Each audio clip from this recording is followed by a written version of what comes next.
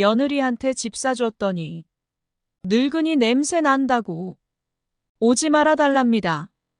안녕하세요. 저는 홍규인입니다. 올해 69세가 되었고 서울에 거주하고 있습니다. 오늘은 제 인생 이야기를 여러분께 들려드리려고 합니다. 제 이야기가 어쩌면 여러분께 조금이나마 도움이 될 수 있을까 싶어서요. 저는 전라남도의 작은 시골 마을에서 태어났습니다. 우리나라는 전쟁의 상흔이 남아있고 매우 가난했죠. 부모님은 논과 밭을 일구며 가족을 부양하셨고, 저는 그 사랑과 헌신 덕분에 성장할 수 있었습니다. 어릴 적부터 부모님은 저에게 무한한 사랑을 주셨습니다. 어머니는 항상 이렇게 말씀하셨습니다. 규인아, 내가 태어났을 때 얼마나 작고 말랐는지 몰라. 솜니불에 싸서 아궁이 옆에 뉘어놓고 살려는 게 기적이야. 그 말씀을 들을 때마다 제 가슴이 아팠습니다. 태어날 때부터 고생이었지만 부모님의 따뜻한 사랑이 저를 지탱해 주었습니다. 제가 어릴 적 우리 집은 매우 가난했습니다. 부모님은 빚을 내어 저희를 먹여 살리셨고 그 빚이 눈덩이처럼 불어나더니 결국 집과 땅을 모두 잃게 되었습니다. 아버지는 새벽부터 일어나 소에게 꼴을 주고 닭에게 모이를 주며 해가 뜨기 전부터 해가 질 때까지 쉴 새 없이 일하셨습니다. 저는 학교에 다니지 못했습니다. 집안 형편이 너무 어려워서 학비를 낼 수가 없었거든요. 아직도 기억나는 것은 이웃집 아이들이 학교 가방을 메고 학교에 가는 모습을 바라보던 그 순간들이 얼마나 부러웠는지 모릅니다. 그 아이들의 웃음소리, 책 읽는 소리, 저도 그렇게 살고 싶었습니다. 저는 16살 때 어머니를 여의고 아버지와 단둘이 남게 되었습니다. 아버지는 술에 취해 들어오셔서 이렇게 말씀하셨습니다. 규인아, 미안하다. 내가 공부하고 싶어 하는 거 아빠가 다 안다. 하지만 어쩔 수 없구나. 우리 형편이 이러니 내 엄마라도 있었으면 희망이라도 있을 텐데. 그날 밤 저는 이불 속에서 울었습니다. 하지만 그게 마지막이었어요. 다시는 울지 않기로 다짐했거든요. 18살이 되자마자 저는 서울로 올라왔습니다. 시골에 있어봐야 미래가 없다고 생각했거든요. 부모님께 돈 벌어서 꼭 돌아오겠다고 약속하고 떠났습니다. 서울에 와보니 정말 다른 세상이더군요. 높은 빌딩들, 번화한 거리. 하지만 그 속에서 저 같은 시골 청년이 설 자리는 없었습니다. 처음에는 작은 봉제 공장에서 일했습니다. 아침 7시부터 밤늦게까지 일을 했죠. 손가락이 바늘에 찔려 피가 나고 붓고 아팠지만 울지 않았습니다. 참아야 했으니까요. 밤에는 근처 식당에서 설거지를 했습니다. 그렇게 하루에 3시간 정도 잠을 자며 살았습니다. 어떤 날은 너무 피곤해서 그대로 쓰러질 것 같았어요. 하지만 아버지 생각을 하면 다시 일어날 수 있었습니다. 서울에서의 생활은 쉽지 않았습니다.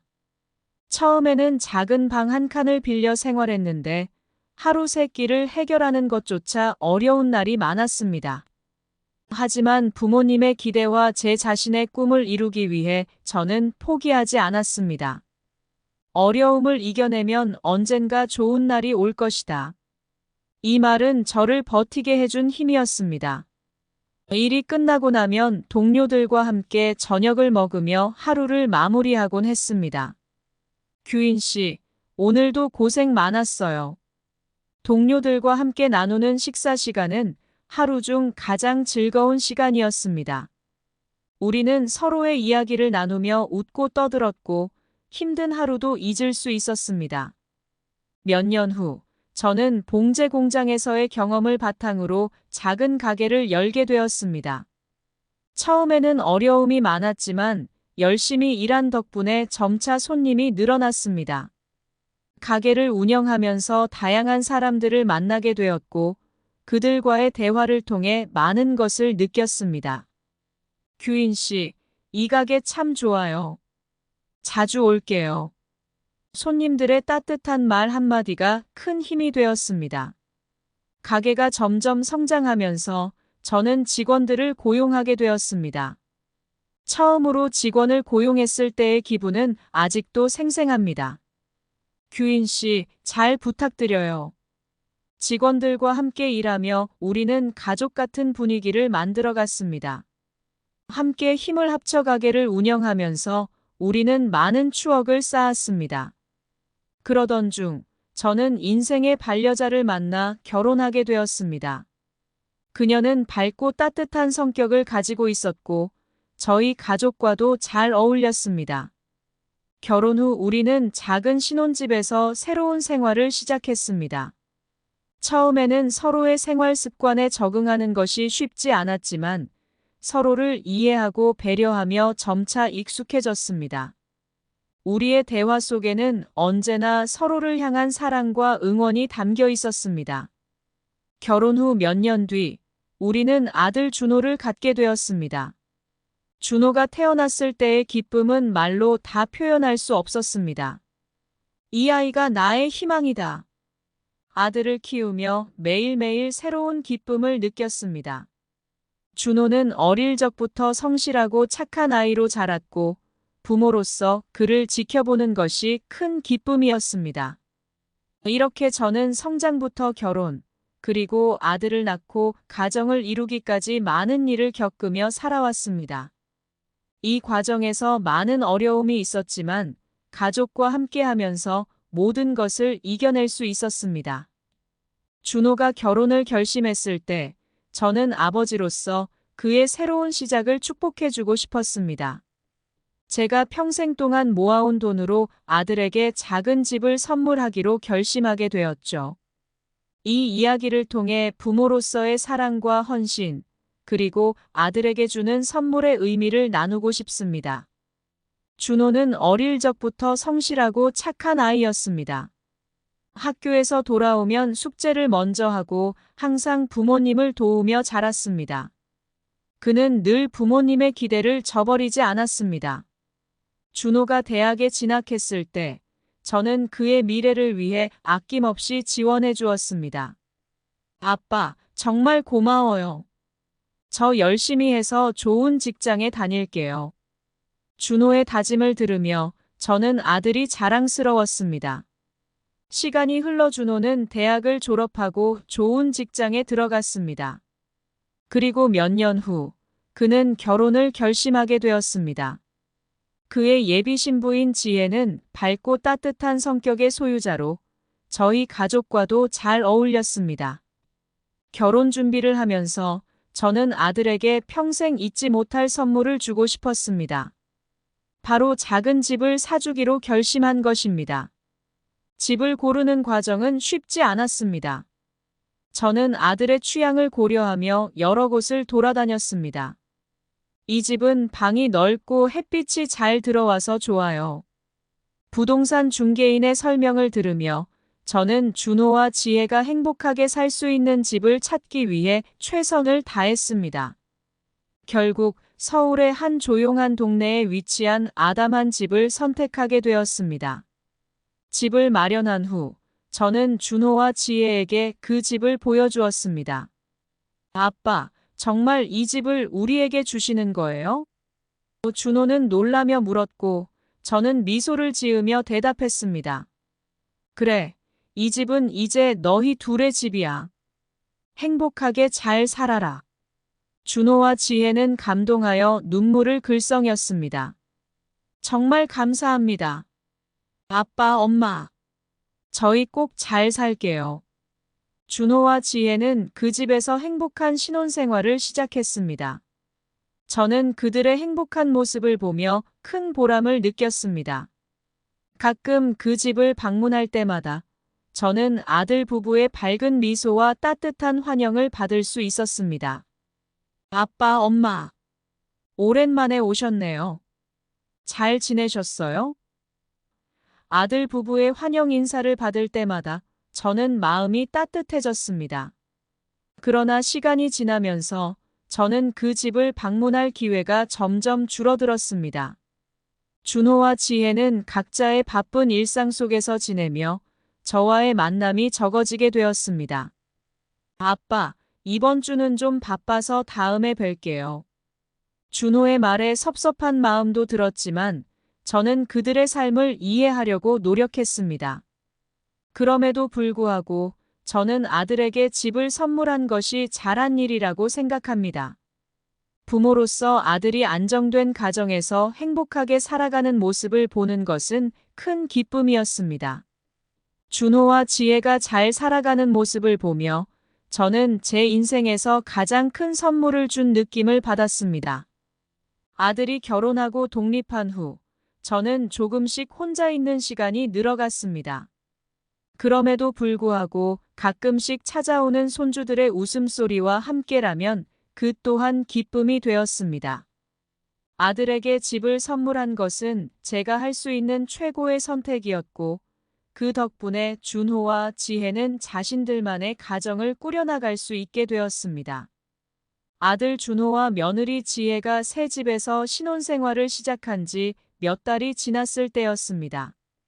저는 아들 부부가 어떻게 지내는지 궁금해서 한번 방문해 보기로 했습니다. 전에 집을 선물할 때의 감동적인 순간이 아직도 생생했기에 이번 방문이 매우 기대되었습니다. 어느 날 아침, 저는 아내와 함께 아들 부부의 집을 찾았습니다. 우리 손에는 작지만 정성껏 준비한 음식과 선물들이 들려 있었습니다. 이렇게 갑자기 찾아가도 괜찮을까? 아내의 걱정 섞인 말에 저는 미소를 지으며 대답했습니다.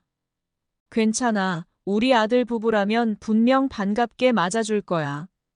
집 앞에 도착하니 문이 열리고 아들 준호가 반갑게 우리를 맞이해 주었습니다. 아빠, 엄마. 오랜만에 오셨네요. 들어오세요. 준호의 환영 인사에 우리는 미소를 지으며 집 안으로 들어갔습니다. 집 안은 깔끔하게 정리되어 있었고 따뜻한 분위기가 느껴졌습니다. 그러나 며느리 지혜의 표정은 뭔가 어두운 느낌이 들었습니다. 우리는 거실에 앉아 준호와 이야기를 나누기 시작했습니다. 아내는 직접 준비한 음식을 꺼내며 며느리에게 건넸습니다. 지혜야, 너희가 좋아할 만한 음식 좀 준비해봤어. 맛있게 먹어. 그러나 지혜는 어색한 미소를 지으며 음식을 받아들였습니다. 감사합니다, 어머님. 그런데 지금은 좀 바빠서 나중에 먹을게요. 지혜의 반응에 저는 조금 당황했지만 아내와 저는 대화를 이어갔습니다. 요즘 잘 지내고 있니? 집은 어떠니? 준호는 밝은 표정으로 대답했습니다. 네, 아빠. 집이 정말 좋아요. 지혜랑 저랑 잘 지내고 있어요. 그러나 지혜는 별다른 반응을 보이지 않았습니다. 그날 이후로 저는 지혜의 냉랭한 태도가 계속 신경 쓰였습니다. 아들과 며느리가 행복하게 지내는 모습을 보고 싶었지만 지혜의 반응은 그렇지 않은 것 같았습니다. 방문을 마치고 집으로 돌아오는 길, 저는 아내와 이야기를 나누었습니다. 지혜가 무슨 문제가 있는 걸까? 왜 이렇게 냉랭한 걸까? 아내는 조심스럽게 대답했습니다. 아마 우리를 맞이하는 게 아직 익숙하지 않아서 그런 걸지도 몰라요. 조금 더 시간이 지나면 괜찮아질 거예요. 그러나 그 이후에도 며느리 지혜의 냉랭한 태도는 계속되었습니다. 가끔씩 아들 부부를 만나러 갈 때마다 지혜는 우리를 마주치는 것을 꺼리는 것처럼 보였습니다. 지혜야, 요즘 어떻게 지내? 저는 항상 다정하게 말을 걸었지만 지혜는 어색한 미소만 지을 뿐 별다른 대답을 하지 않았습니다. 그런 지혜의 태도에 저는 점점 더 걱정이 되었습니다. 저는 아들 준호에게 조심스럽게 물었습니다. 준호야, 지혜가 왜 이렇게 냉랭한지 무슨 이유라도 있니? 준호는 잠시 망설이다가 대답했습니다. 아빠, 사실 지혜가 조금 예민한 성격이라서 그래요. 아빠, 엄마도 이해해 주세요. 그의 대답을 들으며 저는 며느리를 이해하려고 노력했습니다. 그러나 마음 한편으로는 섭섭한 마음도 들었습니다. 며느리 지혜의 태도는 우리 가족에게 큰 숙제처럼 다가왔습니다. 그녀와의 소통이 어려워지면서 저는 점점 더 걱정이 커졌습니다. 그리고 그런 걱정은 앞으로의 갈등을 예고하는 신호였을지도 모릅니다. 아들 준호와 며느리가 신혼생활을 시작한 지도 어느덧 몇 개월이 지나갔습니다. 저는 여전히 아들 부부의 집을 종종 방문하며 그들의 안부를 살폈습니다. 그러나 며느리의 냉랭한 태도는 계속 저를 신경 쓰이게 했습니다. 아내와 저는 계속해서 며느리에게 다가가려고 노력했지만 며느리는 좀처럼 마음의 문을 열지 않았습니다. 어느 날 아내와 저는 아들 부부의 집을 다시 방문하기로 했습니다. 이번에는 며느리와 좀 더 가까워지기 위해 그녀가 좋아하는 음식을 준비해 갔습니다. 지혜야, 내가 좋아하는 음식을 좀 준비했어. 같이 먹자. 아내가 따뜻한 미소로 며느리에게 말을 건넸지만 며느리는 어색한 표정을 지으며 대답했습니다. 감사합니다, 어머님. 그런데 지금은 좀 바빠서 나중에 먹을게요. 저는 며느리의 반응에 마음이 무거웠습니다. 왜 이렇게 우리를 받아들이지 못하는 걸까? 여러 가지 생각이 머릿속을 스치며 저는 아들에게 조심스럽게 물었습니다. 준호야, 지혜가 우리를 좀 피하는 것 같아. 무슨 일이 있는 건 아니니? 준호는 잠시 망설이다가 대답했습니다. 아빠, 사실 지혜가 조금 예민한 성격이라 그렇기도 하고. 나중에 천천히 얘기할게요. 며느리와의 관계가 계속 어색하게 이어지던 어느 날, 결국 일이 터지고 말았습니다. 그날도 아내와 저는 아들 부부의 집을 방문했습니다. 아내는 또다시 며느리에게 다가가려 노력했습니다. 지혜야, 우리 조금 이야기할까? 아내의 말에 며느리는 잠시 망설이더니 거실로 나왔습니다. 그때였습니다. 며느리는 갑자기 표정이 굳어지더니 이렇게 말했습니다. 어머님, 아버님, 솔직히 말씀드릴게요. 집에 오실 때마다 너무 부담스러워요. 그리고 늙은이 냄새가 너무 나서 집에 오실 때마다 참기 힘들어요. 며느리의 갑작스러운 발언에 아내와 저는 충격을 받았습니다. 저는 말문이 막혔습니다. 믿기지 않았습니다. 어떻게 이런 말을 할 수 있을까? 저의 가슴은 찢어질 듯 아팠습니다. 아내는 그 자리에서 눈물을 흘리며 방으로 들어갔습니다. 저는 할 말을 잃고 그 자리에 멍하니 서 있었습니다. 잠시 후 아들 준호가 방에서 나와 우리를 보며 당황한 표정으로 말했습니다. 아빠, 엄마. 정말 죄송해요. 지혜가 그렇게 말할 줄은 몰랐어요. 하지만 이미 상처받은 제 마음은 쉽게 치유되지 않았습니다. 저는 준호에게 조용히 말했습니다. 준호야, 오늘은 그냥 돌아가자. 다음에 다시 이야기하자. 집으로 돌아오는 길, 아내와 저는 한마디도 하지 않았습니다. 마음속에서는 분노와 슬픔이 교차했습니다. 집에 도착하자마자 아내는 눈물을 터뜨렸습니다. 어떻게 우리를 이렇게 무시할 수 있어? 우리가 그 집을 선물했는데. 아내의 울음소리를 들으며 저는 깊은 한숨을 내쉬었습니다. 며느리의 발언은 우리에게 큰 충격이었습니다. 그날 이후로 저는 며느리와의 관계를 다시 생각하게 되었습니다. 준호와 지혜가 행복하게 사는 것을 보고 싶었지만 며느리의 무례한 태도는 용납할 수 없었습니다. 저는 며느리의 발언에 큰 상처를 받았고 그것이 우리 가족의 관계에 큰 영향을 미칠 것임을 직감했습니다. 며느리의 늙은이 냄새 발언은 우리 가족에게 큰 충격을 주었습니다. 그 발언은 단순한 말 한마디가 아니었습니다. 그것은 우리가 며느리에게 얼마나 큰 상처를 줄 수 있는지, 그리고 그 상처가 얼마나 깊은지를 깨닫게 해주는 순간이었습니다. 며칠 후, 저는 다시 한번 아들 준호와 이야기를 나누기로 결심했습니다. 이번에는 좀 더 진지하게 대화를 나누고 싶었습니다. 아내와 저는 준호를 만나기 위해 그들의 집으로 다시 찾아갔습니다. 며느리는 여전히 냉랭한 표정으로 우리를 맞이했지만 저는 담담하게 말을 꺼냈습니다. 준호야, 우리 좀 얘기하자. 준호와 저는 거실에 앉아 대화를 나누기 시작했습니다. 준호야, 지혜가 왜 그렇게 말했는지 정말 이해가 안 된다. 우리가 뭐 잘못한 게 있는 거니? 준호는 고개를 숙이며 대답했습니다. 아빠, 정말 죄송해요. 지혜가 예민해서 그런 것 같아요. 아빠, 엄마도 이해해 주세요. 그러나 저는 쉽게 이해할 수 없었습니다. 예민한 성격이라 해도 그렇게 무례하게 말하는 건 용납할 수 없어.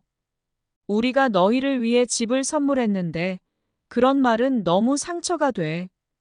준호는 한숨을 내쉬며 말을 이어갔습니다. 아빠, 엄마. 정말 죄송해요. 지혜랑 잘 얘기해서 다시는 그런 일이 없도록 할게요. 저는 아들의 말을 듣고 마음이 조금 진정되었지만 여전히 며느리와의 관계는 어색했습니다. 그날 이후로 저는 며느리와의 거리를 두기로 결심했습니다. 더 이상 그 집을 자주 방문하지 않았고 며느리와 마주칠 기회를 피했습니다. 그러나 마음 한편으로는 여전히 며느리를 이해하고 싶었습니다. 그날 이후로 저는 며느리와의 관계를 개선하려는 노력조차 하지 않기로 마음먹었습니다. 준호와 지혜에게 더 이상 관심을 두지 않기로 했습니다. 우리는 서로에 대한 상처만 깊어졌고 그 상처는 쉽게 아물지 않을 것이 분명했습니다. 저는 여전히 며느리를 이해할 수 없었습니다. 며느리의 무례한 발언은 우리의 관계를 완전히 깨뜨려 놓았습니다. 앞으로도 며느리와의 관계를 회복하려는 시도조차 하지 않을 것입니다.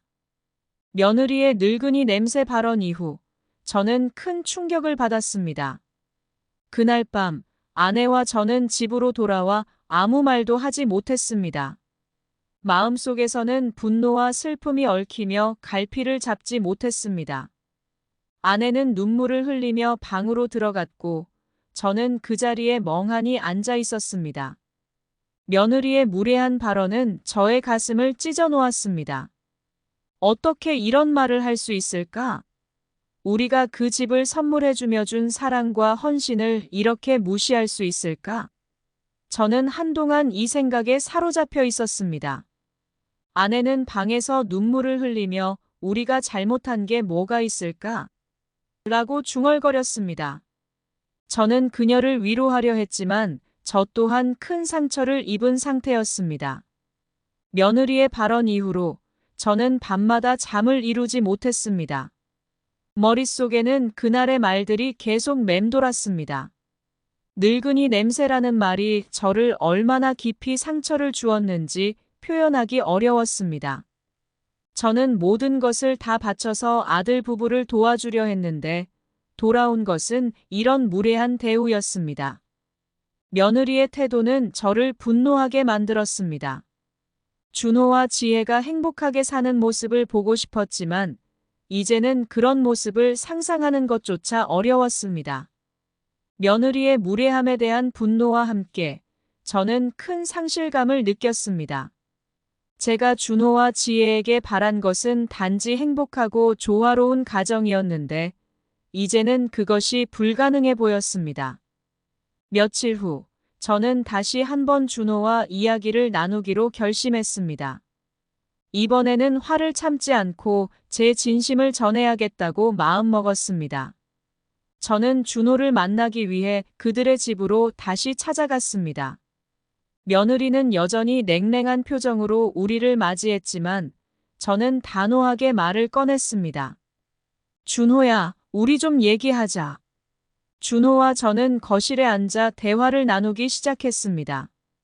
준호야, 지혜가 왜 그렇게 말했는지 정말 이해가 안 된다. 우리가 뭐 잘못한 게 있는 거니? 준호는 고개를 숙이며 대답했습니다. 아빠, 정말 죄송해요. 지혜가 예민해서 그런 것 같아요. 아빠, 엄마도 이해해 주세요. 그러나 저는 쉽게 이해할 수 없었습니다. 예민한 성격이라 해도 그렇게 무례하게 말하는 건 용납할 수 없어. 우리가 너희를 위해 집을 선물했는데 그런 말은 너무 상처가 돼. 준호는 한숨을 내쉬며 말을 이어갔습니다. 아빠, 엄마. 정말 죄송해요. 지혜랑 잘 얘기해서 다시는 그런 일이 없도록 할게요. 저는 아들의 말을 듣고도 마음이 진정되지 않았습니다. 며느리의 무례한 태도는 용납할 수 없었습니다. 그날 이후로 저는 며느리와의 거리를 두기로 결심했습니다. 더 이상 그 집을 자주 방문하지 않았고 며느리와 마주칠 기회를 피했습니다. 그러나 마음 한편으로는 여전히 분노와 슬픔이 가득했습니다. 며느리의 발언은 우리의 관계를 완전히 깨뜨려 놓았습니다. 준호와 지혜에게 더 이상 관심을 두지 않기로 했습니다. 우리는 서로에 대한 상처만 깊어졌고 그 상처는 쉽게 아물지 않을 것입니다. 저는 여전히 며느리를 이해할 수 없었고 그녀의 무례한 발언은 저를 깊이 상처 주었습니다. 저는 준호에게 전화를 걸었습니다. 준호야, 이번 주말에 잠시 집에 올 수 있겠니? 우리 진지하게 이야기 좀 하자. 준호는 망설이다가 대답했습니다. 네, 아빠. 알겠어요. 이번 주말에 갈게요. 그 주말이 되자 준호가 우리 집에 왔습니다. 저는 아내와 함께 거실에 앉아 그를 맞이했습니다. 준호야, 와줘서 고맙다. 오늘은 정말 중요한 이야기를 나누고 싶어서 불렀어. 준호는 긴장한 표정으로 우리를 바라보았습니다. 저는 깊은 한숨을 쉬며 말을 꺼냈습니다. 준호야, 너도 알다시피 지혜의 그 발언은 우리에게 큰 상처를 줬어. 어떻게 그런 말을 할 수 있었는지 이해가 안 된다. 준호는 잠시 침묵하더니 조심스럽게 대답했습니다. 아빠, 정말 죄송해요. 지혜가 예민한 성격이라 그랬던 것 같아요. 저도 지혜에게 그런 말을 하지 말라고 했어요. 하지만 저는 아들의 말을 쉽게 받아들일 수 없었습니다. 준호야, 예민한 성격이라 해도 그렇게 무례하게 말하는 건 용납할 수 없어. 우리가 너희를 위해 집을 선물했는데 돌아온 것은 상처뿐이야. 제 목소리는 점점 더 격앙되었습니다. 아내도 그 옆에서 눈물을 흘리며 말했습니다. 준호야, 우리도 노력했어. 지혜와 잘 지내보려고 했는데 이렇게 돌아오니 너무 힘들다. 준호는 고개를 숙인 채 아무 말도 하지 못했습니다. 저는 계속해서 말을 이어갔습니다. 우리가 뭘 잘못했는지 알려줘. 왜 지혜는 우리를 이렇게 대하는 거야? 준호는 머뭇거리며 대답했습니다. 아빠, 엄마. 지혜가 여러분을 받아들이기 힘들어해요. 지혜도 자기 부모님과는 자주 만나지 못해서 그런 것 같아요. 그 말에 저는 한숨을 내쉬며 잠시 침묵했습니다. 그러니까 우리가 지혜의 부모님처럼 자주 만나지 않는 게 좋다는 말이냐? 준호는 고개를 끄덕였습니다. 네, 아빠. 지혜가 조금 더 시간을 가지면 괜찮아질 거예요. 하지만 저는 그 말을 받아들일 수 없었습니다. 준호야, 가족이란 그렇게 쉽게 포기할 수 있는 관계가 아니야. 우리가 너희를 위해 얼마나 노력했는지 생각해봐. 그런데 지혜는 우리를 이렇게 무시하고 있어. 나는 도저히 이해할 수 없어. 대화는 점점 더 격앙되었습니다. 준호는 결국 눈물을 흘리며 말했습니다. 아빠, 엄마. 정말 죄송해요. 지혜도 나름대로 힘든 점이 있어요. 조금만 이해해 주세요. 그러나 저는 이해할 수 없었습니다. 준호야, 우리는 더 이상 지혜를 이해하려고 노력하지 않을 거야. 너희가 우리를 이렇게 대하는 한 우리는 더 이상 너희와의 관계를 회복할 수 없어. 제 목소리는 단호하고 냉정했습니다. 저는 아내와 함께 준호와 지혜를 이해하려고 노력했지만 며느리의 무례한 태도는 계속되었습니다. 아들과의 대화 시도에서도 큰 진전을 이루지 못한 채 우리 가족은 점점 더 멀어져 갔습니다.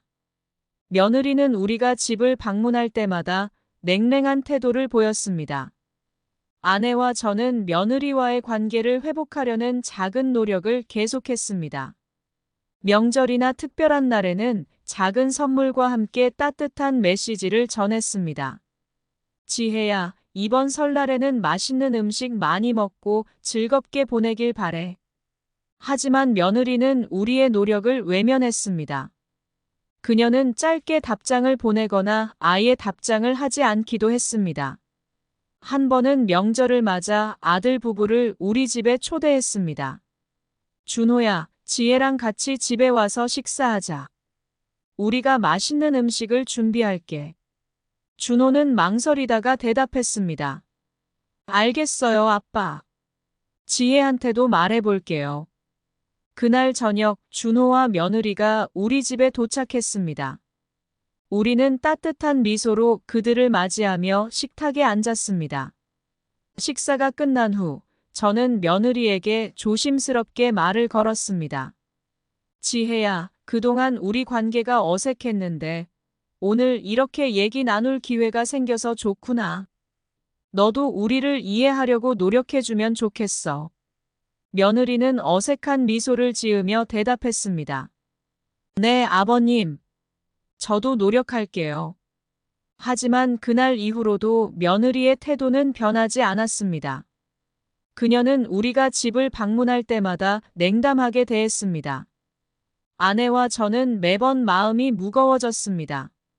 한 번은 며느리의 태도에 대해 준호와 다시 한 번 이야기를 나누었습니다. 준호야, 지혜가 왜 이렇게 무례하게 구는지 정말 이해할 수 없다. 우리가 뭘 잘못했니? 준호는 고개를 숙이며 대답했습니다. 아빠, 엄마. 정말 죄송해요. 지혜가 예민해서 그런 것 같아요. 저도 노력하고 있어요. 하지만 며느리의 무례함은 계속되었습니다. 어느 날 우리는 준호와 지혜의 집을 방문했습니다. 문을 두드렸을 때 며느리가 문을 열었지만 그녀의 표정은 여전히 냉담했습니다. 어서 오세요. 며느리는 짧게 인사하고는 우리를 거실로 안내했습니다.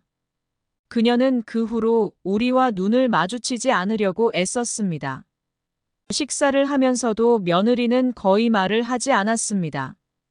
아내와 저는 여러 번 대화를 시도했지만 그녀는 단답형으로 대답하거나 아예 무시하기도 했습니다. 지혜야, 요즘 어떻게 지내? 괜찮아요. 회사 생활은 어때? 그냥 그래요. 며느리의 태도에 저는 점점 더 화가 나기 시작했습니다.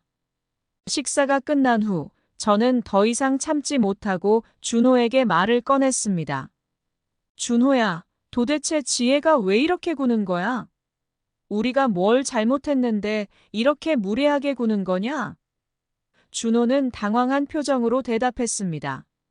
아빠, 엄마. 지혜가 그런 의도로 그러는 건 아닌데. 제가 잘 얘기해 볼게요. 그러나 며느리의 태도는 전혀 변하지 않았습니다. 오히려 시간이 지날수록 더욱 무례해졌습니다. 어느 날 우리는 다시 준호와 지혜의 집을 방문했습니다. 이번에도 며느리는 냉담하게 우리를 맞이했습니다. 어서 오세요. 그녀의 표정은 여전히 차가웠습니다. 그날 저녁 식사를 마치고 준호와 함께 거실에 앉아 대화를 나누었습니다. 준호야, 우리가 지혜에게 뭘 잘못한 거냐? 도대체 왜 이렇게 구는 건데? 준호는 한숨을 내쉬며 대답했습니다. 아빠, 엄마. 정말 죄송해요. 지혜가 예민해서 그런 것 같아요. 저도 노력하고 있어요. 하지만 저는 더 이상 참을 수 없었습니다.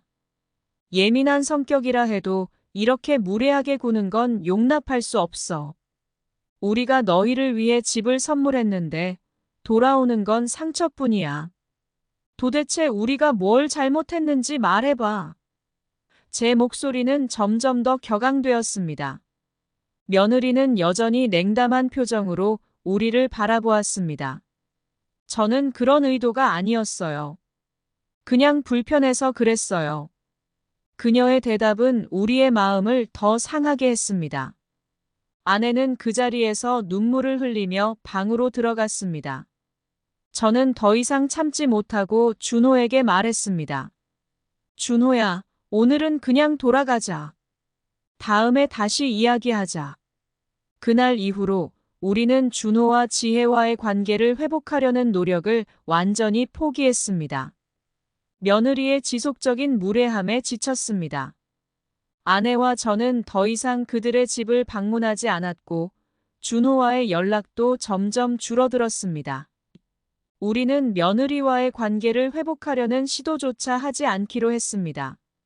몇 달 후 명절이 다가왔습니다.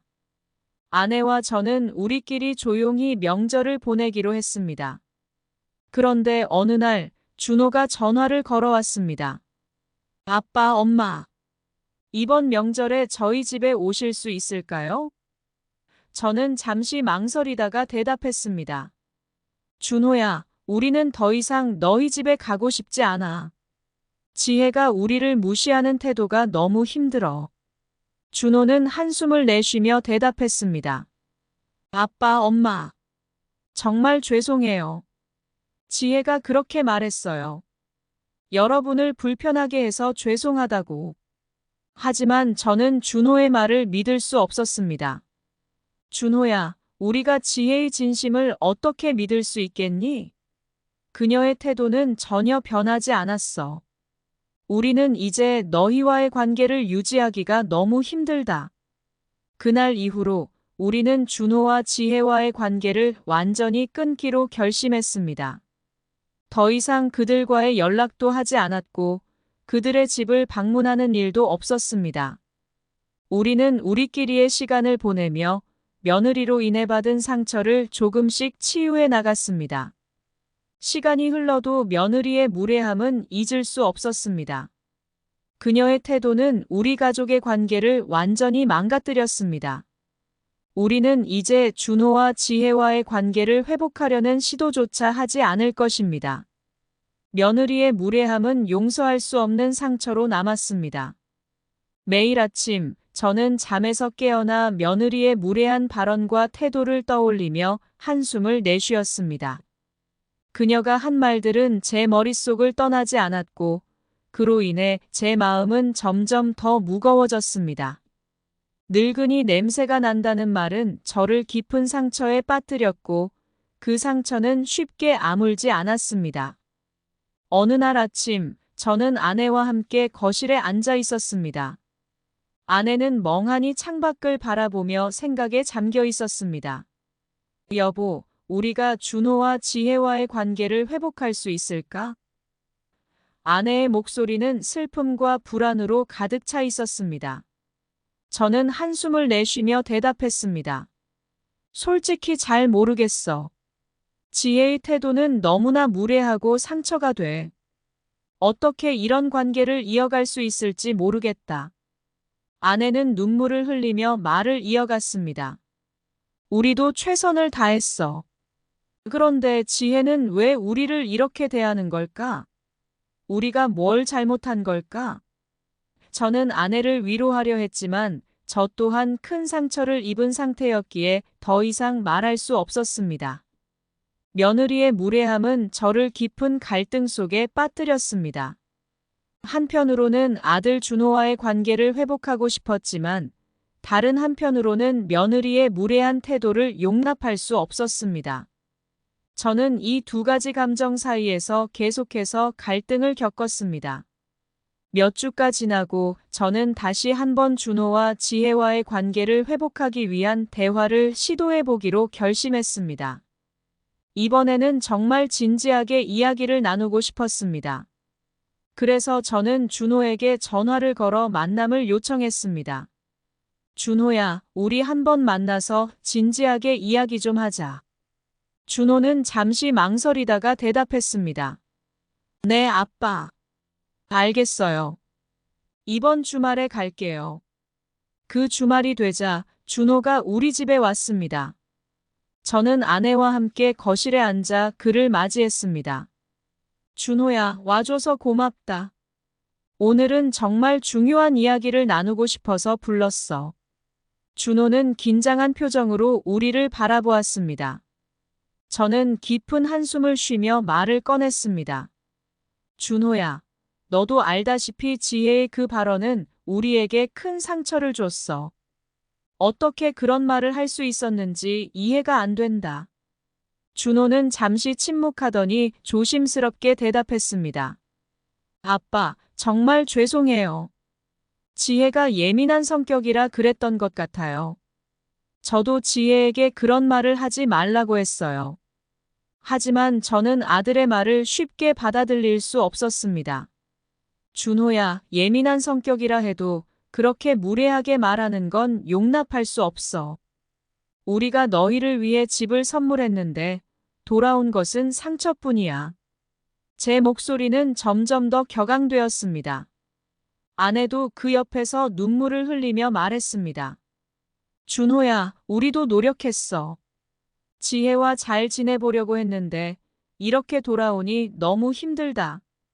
준호는 고개를 숙인 채 아무 말도 하지 못했습니다. 저는 계속해서 말을 이어갔습니다.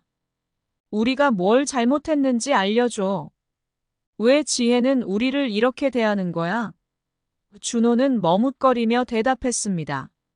아빠, 엄마. 지혜가 여러분을 받아들이기 힘들어해요. 지혜도 자기 부모님과는 자주 만나지 못해서 그런 것 같아요. 그 말에 저는 한숨을 내쉬며 잠시 침묵했습니다. 그러니까 우리가 지혜의 부모님처럼 자주 만나지 않는 게 좋다는 말이냐? 준호는 고개를 끄덕였습니다. 네, 아빠. 지혜가 조금 더 시간을 가지면 괜찮아질 거예요. 하지만 저는 그 말을 받아들일 수 없었습니다. 준호야, 가족이란 그렇게 쉽게 포기할 수 있는 관계가 아니야. 우리가 너희를 위해 얼마나 노력했는지 생각해봐. 그런데 지혜는 우리를 이렇게 무시하고 있어. 나는 도저히 이해할 수 없어. 대화는 점점 더 격앙되었습니다. 준호는 결국 눈물을 흘리며 말했습니다. 아빠, 엄마. 정말 죄송해요. 지혜도 나름대로 힘든 점이 있어요. 조금만 이해해 주세요. 그러나 저는 이해할 수 없었습니다. 준호야, 우리는 더 이상 지혜를 이해하려고 노력하지 않을 거야. 너희가 우리를 이렇게 대하는 한 우리는 더 이상 너희와의 관계를 회복할 수 없어. 제 목소리는 단호하고 냉정했습니다. 준호는 결국 아무 말도 하지 못하고 고개를 숙였습니다. 그날의 대화는 끝이 났지만 우리 가족의 상처는 더욱 깊어졌습니다. 저는 며느리와의 관계를 회복하려는 시도를 완전히 포기했습니다. 준호와 지혜가 행복하게 살기를 바라지만 이제는 그들과의 관계를 유지하기가 너무나도 힘들었습니다. 며느리의 지속적인 무례함은 저에게 큰 갈등과 고뇌를 안겨주었습니다. 저는 아내와 함께 준호와 지혜와의 관계를 회복하려는 모든 노력을 기울였지만 며느리의 태도는 전혀 변하지 않았습니다. 이제 저는 그들과의 관계를 유지할 수 없다는 사실을 받아들여야만 했습니다. 이렇게 우리 가족의 갈등과 고뇌는 계속되었습니다. 며느리의 무례함은 쉽게 잊혀지지 않을 것이고 그로 인해 우리는 앞으로도 많은 어려움을 겪게 될 것입니다. 하지만 저는 더 이상 그들과의 관계를 회복하려는 시도를 하지 않을 것입니다. 며느리의 무례함은 용서할 수 없는 상처로 남았습니다. 며느리의 지속적인 무례함과 그로 인한 갈등과 고뇌는 결국 저를 극단적인 결단으로 이끌었습니다. 저는 더 이상 이 상황을 견딜 수 없었고 준호와 지혜를 집에서 내쫓기로 결심하게 되었습니다. 어느 날 아침 저는 아내와 함께 진지하게 이야기를 나누었습니다. 여보, 이제 정말 더 이상은 못 참겠어. 준호와 지혜를 집에서 내보내야 할 것 같아. 아내는 눈물을 흘리며 고개를 끄덕였습니다. 나도 동의해요. 이렇게 계속 상처를 받으며 살아가는 건 너무 힘들어요. 저는 깊은 한숨을 내쉬며 결심을 굳혔습니다. 준호와 지혜를 우리 집에서 내쫓기로 했습니다. 그날 저녁, 저는 준호에게 전화를 걸어 집으로 오라고 요청했습니다. 준호야, 중요한 이야기가 있으니 집에 와라. 준호는 아내와 함께 우리 집에 도착했습니다. 저는 침착하게 그들을 맞이하며 거실로 안내했습니다. 준호야, 지혜야, 앉아봐. 오늘 중요한 이야기를 나눠야 해. 저는 깊은 숨을 고르고 말을 꺼냈습니다. 준호야, 지혜야, 우리가 너희를 위해 집을 선물했는데 돌아온 것은 무례함과 상처뿐이야. 더 이상 이런 상황을 견딜 수 없어. 그래서 너희에게 집을 떠나달라고 부탁하려고 해. 준호와 지혜는 놀란 표정으로 저를 바라보았습니다. 준호는 당황한 목소리로 말했습니다. 아빠, 정말 죄송해요. 지혜가 그렇게 말할 줄 몰랐어요. 우리가 다시는 그런 일이 없도록 노력할게요. 하지만 저는 단호했습니다. 준호야, 이미 너무 많은 상처를 받았어. 우리가 너희를 이해하려고 노력했지만 돌아온 것은 계속된 무례함이었어. 이제 너희와의 관계를 정리해야겠어. 집에서 나가줘. 지혜는 냉담한 표정으로 말했습니다. 우리가 그런 의도가 아니었어요. 그냥 불편해서 그랬던 거예요. 그녀의 말은 우리의 마음을 더 상하게 했습니다. 저는 화를 참지 못하고 소리쳤습니다. 불편해서 그랬다니? 우리가 너희를 위해 모든 것을 다 바쳤는데 어떻게 그런 말을 할 수 있어? 이제 더 이상 참을 수 없어. 당장 이 집에서 나가. 준호는 눈물을 흘리며 고개를 숙였습니다. 아빠, 정말 죄송해요. 우리가 잘못했어요. 다시는 그런 일이 없도록 할게요. 하지만 저는 이미 결심을 굳혔습니다. 아니야, 준호야. 이미 너무 늦었어. 더 이상 너희와의 관계를 유지할 수 없어. 당장 나가. 그날 밤, 준호와 지혜는 우리의 집을 떠났습니다. 저는 그들의 뒷모습을 바라보며 깊은 슬픔과 분노를 느꼈습니다. 아내는 눈물을 흘리며 저를 위로했습니다. 여보, 이렇게 하는 게 맞는 걸까? 저는 한숨을 내쉬며 대답했습니다. 우리에게는 더 이상 선택의 여지가 없었어. 이제는 우리 스스로를 지켜야 해. 그 이후로 우리는 준호와 지혜와의 관계를 완전히 끊었습니다. 더 이상 그들과의 연락도 하지 않았고 그들의 소식도 들으려 하지 않았습니다. 우리는 우리끼리의 시간을 보내며 며느리로 인해 받은 상처를 조금씩 치유해 나갔습니다. 며느리의 무례함과 그로 인한 갈등은 우리 가족을 완전히 무너뜨렸습니다. 이제 우리는 그들과의 관계를 유지할 수 없다는 사실을 받아들여야만 했습니다. 며느리의 무례함은 용서할 수 없는 상처로 남았고 우리는 그 상처를 치유하기 위해 노력할 것입니다. 준호와 지혜를 집에서 내쫓은 후 우리 가족의 관계는 완전히 끊어졌습니다. 아내와 저는 준호와 지혜와의 연락을 끊고 그들의 소식도 들으려 하지 않았습니다. 하지만 시간이 흐르면서 저는 준호와 마지막으로 한 번 더 대화를 나누고 싶다는 생각이 들었습니다. 아들과의 관계를 완전히 정리하기 전에 마지막으로 진심을 전하고 싶었습니다. 어느 날 저는 준호에게 전화를 걸었습니다. 준호야, 우리 마지막으로 한 번 만나서 이야기 좀 하자. 준호는 잠시 망설이다가 대답했습니다. 네, 아빠. 알겠어요. 이번 주말에 갈게요. 그 주말이 되자 준호가 우리 집에 왔습니다. 저는 아내와 함께 거실에 앉아 그를 맞이했습니다. 준호야, 와줘서 고맙다. 오늘은 정말 중요한 이야기를 나누고 싶어서 불렀어. 준호는 긴장한 표정으로 우리를 바라보았습니다.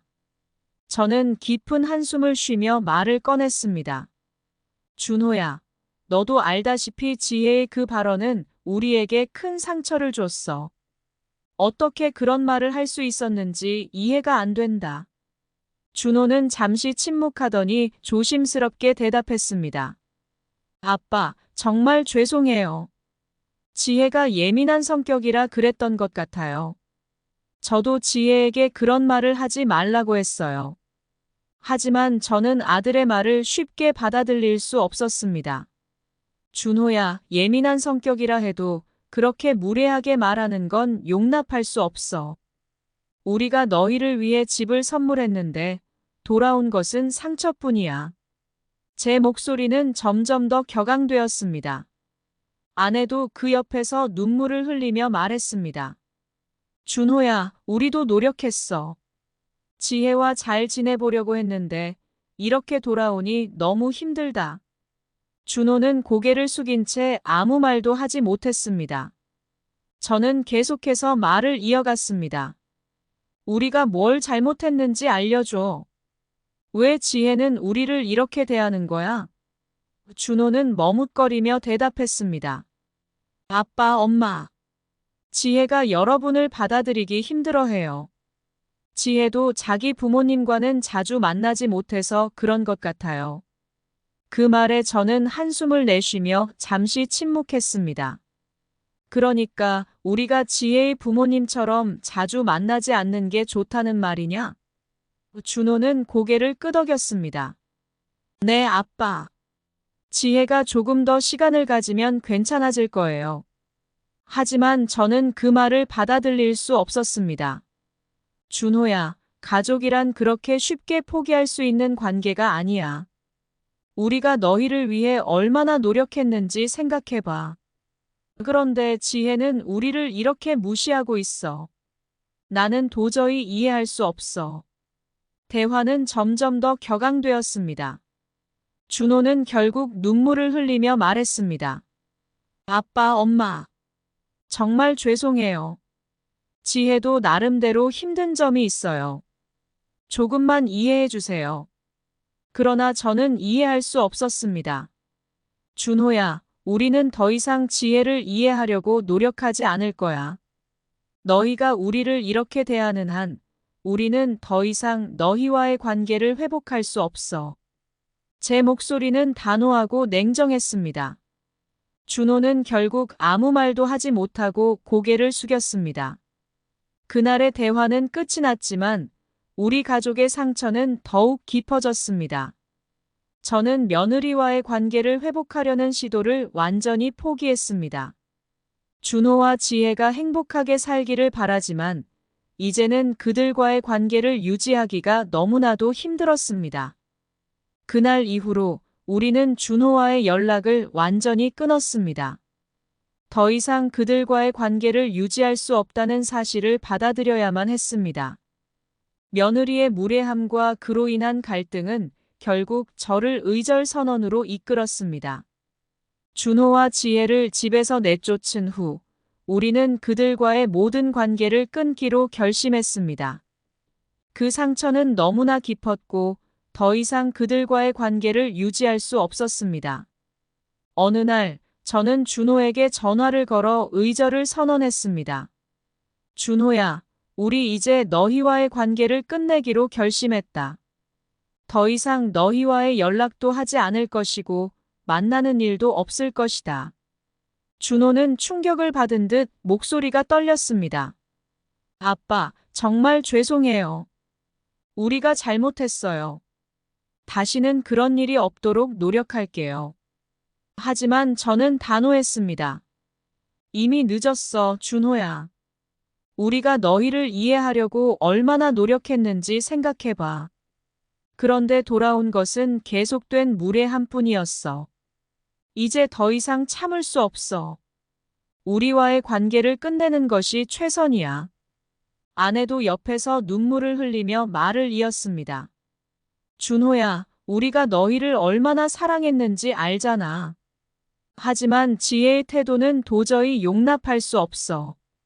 이제는 우리도 더 이상 상처받고 싶지 않아. 준호는 눈물을 흘리며 아무 말도 하지 못했습니다.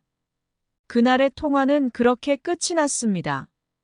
저는 깊은 한숨을 내쉬며 의절을 선언한 후에 감정을 추스르려 했습니다. 아내는 눈물을 흘리며 저를 위로했습니다. 여보, 이렇게 하는 게 맞는 걸까? 저는 한숨을 내쉬며 대답했습니다. 우리에게는 더 이상 선택의 여지가 없었어.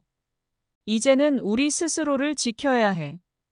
그 이후로 우리는 준호와 지혜와의 모든 연락을 끊었습니다. 더 이상 그들과의 관계를 유지할 수 없다는 사실을 받아들여야만 했습니다. 며느리의 무례함은 용서할 수 없는 상처로 남았고, 우리는 그 상처를 치유하기 위해 노력할 것입니다. 의절 선언 후, 우리 가족의 상황은 이웃들에게도 알려졌습니다. 우리는 준호와 지혜와의 관계를 완전히 끊었고, 이 사실은 주변 사람들에게도 전해졌습니다. 이웃들은 우리에게 걱정과 위로의 말을 건넸습니다. 어느 날, 우리 집을 자주 방문하던 이웃 아주머니가 찾아왔습니다. 인창 씨, 무슨 일이 있었던 거예요? 준호와 지혜와의 관계가 이렇게 된 이유가 뭐죠? 저는 깊은 한숨을 내쉬며 사건의 전말을 설명했습니다. 며느리가 우리에게 너무나 무례하게 굴었어요. 늙은이 냄새가 난다고 말하며 우리를 무시했죠. 더 이상 참을 수 없어서 의절을 선언하게 됐습니다. 아주머니는 놀란 표정으로 말을 이었습니다. 그런 일이 있었군요. 정말 안타깝네요. 어떻게 그렇게 무례할 수 있는지 이해가 안 돼요. 저는 고개를 끄덕이며 답했습니다. 저도 이해할 수 없었습니다.